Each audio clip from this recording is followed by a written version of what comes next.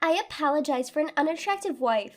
Those were the shocking words blurted out by my mother-in-law, who suddenly snatched the mic from my father-in-law, who was giving a speech during our wedding ceremony. I'll discipline her properly from now on, to at least make her a better wife on the inside, she said, sounding satisfied, a stark contrast to the chilling silence that swept through the venue. I was flabbergasted and turned to look at my husband, only to find him smirking in a disturbing way. As my mind went blank and my body began to tremble from surprise and shock, an older gentleman purposefully made a loud noise as he stood from his seat.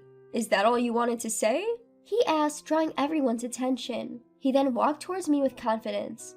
"Oh my God, it's him!" The moment my husband saw him, his eyes widened in surprise. Ignoring his reaction, the man took my arm and said, "Let's get out of here." Before I could even open my mouth, he led me out of the reception hall. Dragging the dress I never wanted in the first place along the hotel corridor, a flood of thoughts began to fill my mind. My name is Angela, a 35-year-old woman. I grew up in a single-parent household after my parents divorced when I was in elementary school. In my 20s, my mother fell ill and needed care, so my days were filled with work and caring for her. Still single in my 30s, I met a man named Steven. He proposed to me even knowing that I was taking care of my mother after he visited my office for work and I assisted him at the reception desk. Steve was a great guy, and I thought I might never get another chance to marry if I didn't take this opportunity. But I couldn't just leave my mother alone. It's been a year since Steve and I started dating. The longer our relationship lasted, the more I struggled with my decision. However, Steve blew away all my worries, saying, "I know how much you care about your mother, so why don't we become a family of 3? Touched by his proposal, I decided to marry him.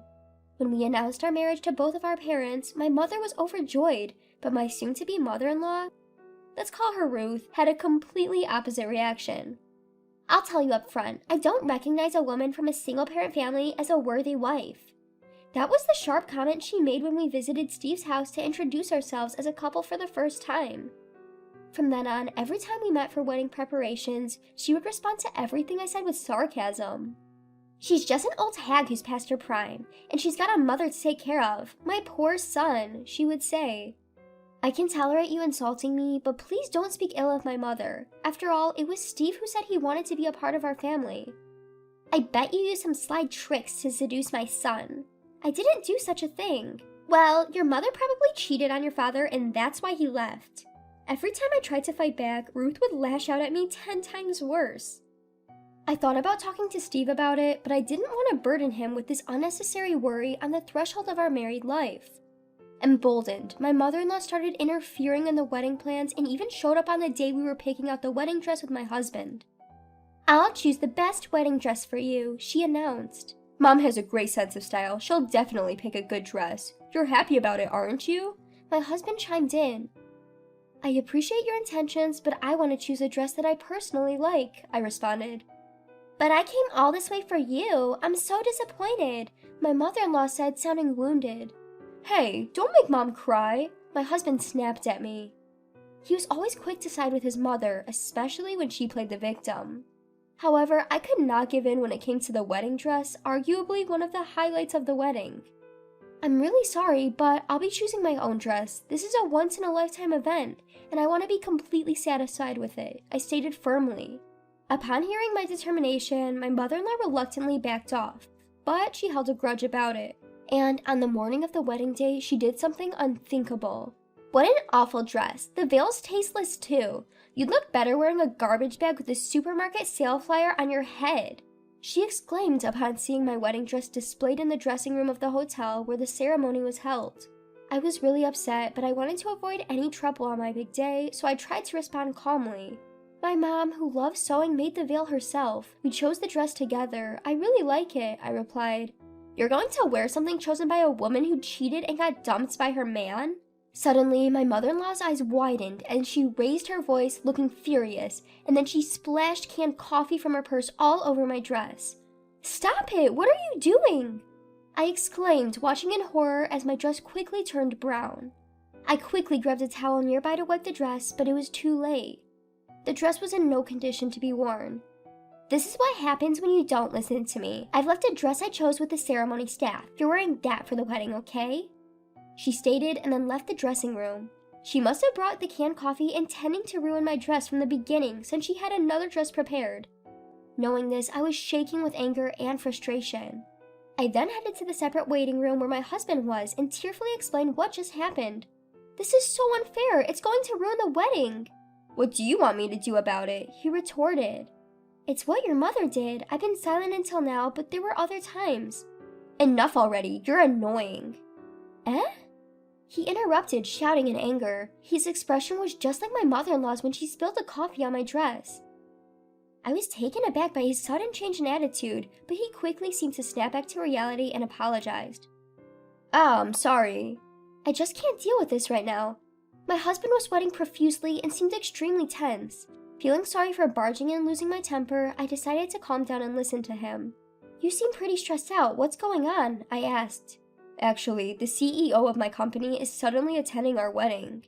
It seems that by chance, the CEO, who happened to be at the hotel for work, met Steven's boss, and after hearing about our wedding today, he prepared a gift.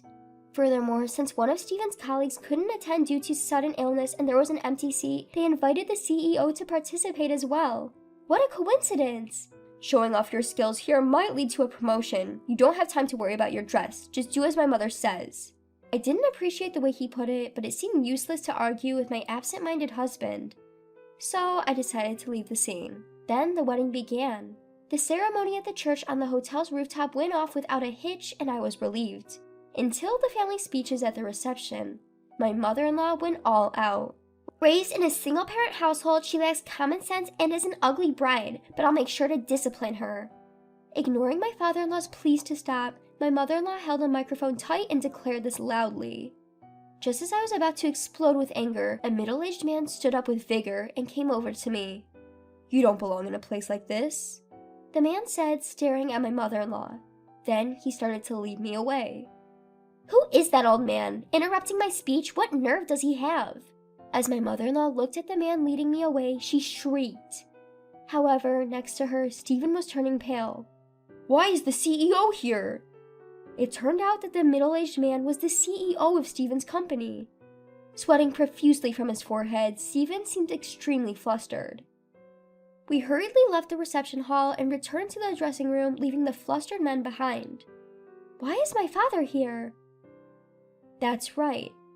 The CEO of Stephen's company was also my biological father. The reason for my parents' divorce was a personality mismatch.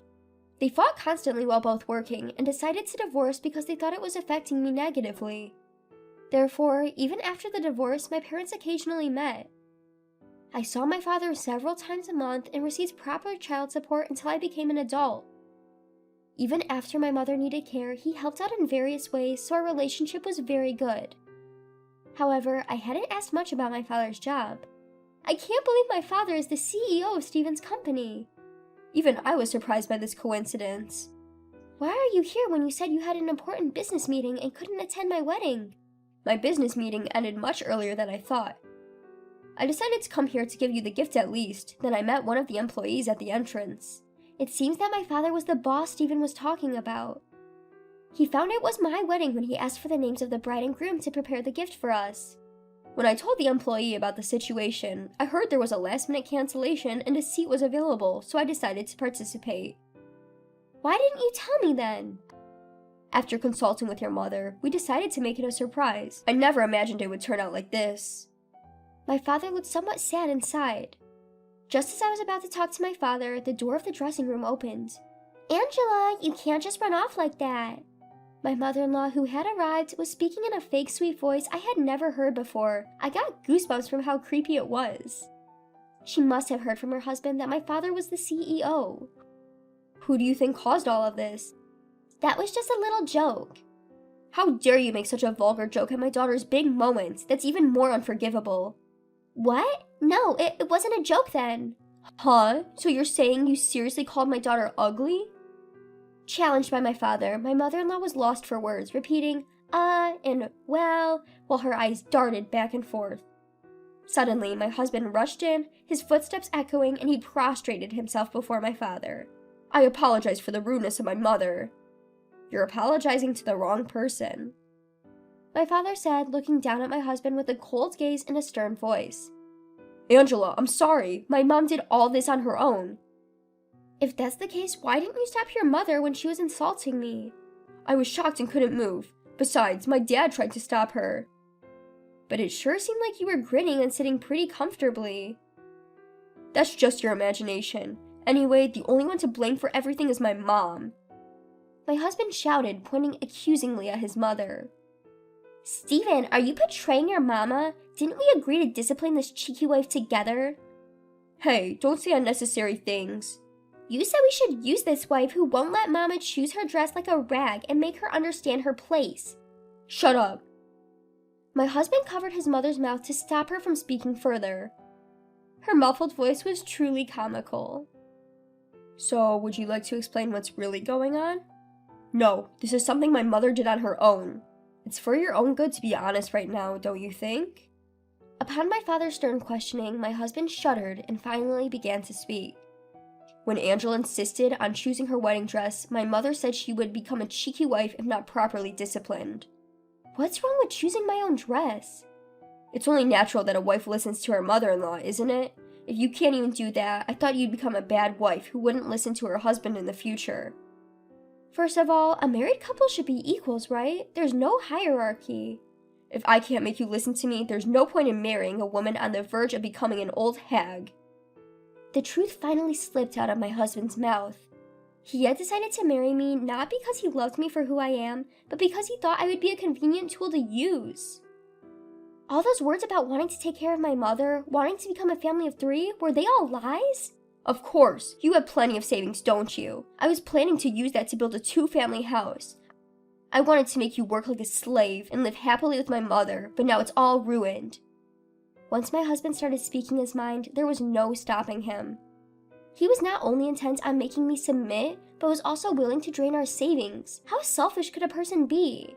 Seeing my disgust, my husband seemed to realize he had misspoken, and his face took on a shocked expression. Ah, no, that's not what I meant. That's it, it's over. You don't need a wife who won't spend money or act as a servant, do you? Wait a minute, I just lost my temper and blurted out something I didn't mean. As if I could believe that. I simply can't marry you. Sensing my resolve, my husband was visibly shaken, pacing around aimlessly. Then he seemed to remember something. Our wedding is today. We can't possibly send the guests home now. I will apologize to our guests and return their gifts. Since your mother is the cause of our canceled engagement, you will bear the cost of the wedding. You're joking. Even if we were to break up, it's your fault for making a fuss about one little outburst from my mom. As if it was just one time. Huh? All the awful things you said to me, they're all right here. I pulled out my smartphone from my purse. On it, I had recorded countless unbearable words from my mother-in-law. Pressing the play button, words like poor, ugly, harsh woman came out in quick succession in her unpleasant voice. When did I record all this? Well, I'm not a fool, you know. I will be claiming damages for emotional distress. I was just trying to discipline my daughter-in-law. I didn't do anything wrong. If you can't pay willingly, I'll take you to court. Please say the same thing in front of the judge. What are you talking about? This isn't a joke. Realizing she'd be at a disadvantage in court, my mother-in-law went pale and slumped on the spot. I'll reconsider your position at the company as well. With the final nail in the coffin for my father, my husband finally broke down and fell to his knees. I'm sorry, Angela. Please forgive me. That's right, Angela. You're already married. You can't just divorce so easily. If we can overcome this wall, we'll make a great couple, right? My husband and my mother-in-law started pleading. I forcefully shook them off and glared at them. Silence, scum. Go to hell. With that, I left the dressing room. I then followed through with my declaration of canceling my engagement with Steven and filed a claim for emotional distress against my mother-in-law. The full cost of the wedding was paid by my ex-husband, and the issue was finally settled. After that, my ex-husband was ostracized at work when his colleagues found out about the wedding fiasco. Additionally, at my father's behest, he was relocated to a remote branch in Nebraska, effectively a demotion. My former mother-in-law was scorned by her relatives for tarnishing their reputation and divorced from my former father-in-law. She was promptly kicked out of the house.